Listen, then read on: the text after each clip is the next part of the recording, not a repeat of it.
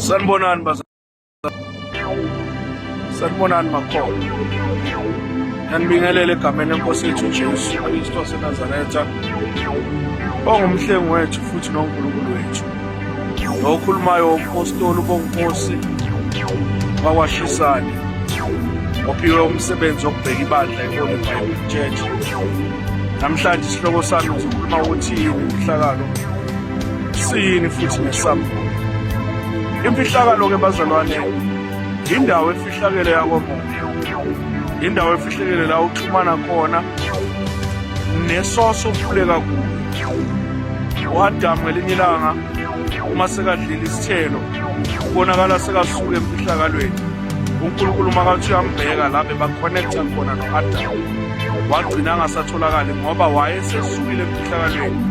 Ngokwenyama wayese-active kakhulu, kodwa ngokukamoya waba deactivated. Ingakho uNkulunkulu uyambona Adamu but still uyammemeza, ngoba uNkulunkulu ubona everywhere but akayifili connection ka-Adamu.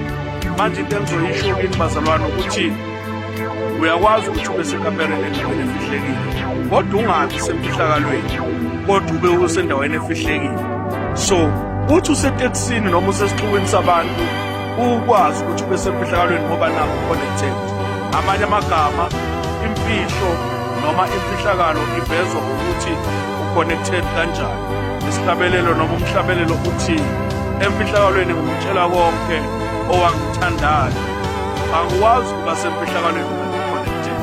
Amanye amagama ezinye izinto esobe sifunda ngazo izinto ze-connection nokuba connected. Siyini isambulo? Isambulo-ke bazalwane ukuvuleleka ngezinto ey'fihlakele.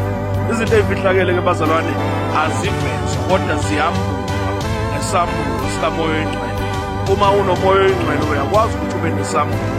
Ebengizokuveza namhlanje kuLwesithathu ukuthi sisazoqhubeka izinto ey'ningi esobe sikhuluma ngazo zi-most related ku-spiritual world or spiritual realm, because into esihlangene ngayo vele ekukhonzeni kwethu nasekuhlabeleleni kwethu kuyi-spirit kakhulu. Sikhulisa umoya, sikhulisa futhi nalokho kungaphakathi. uNkulunkulu ngasithi anganisiza futhi anigcine, anilonde, siphinde sihlangane futhi. Kuningi bazalwane sisazokuthinta. Uma ninembuzo ningayithumela.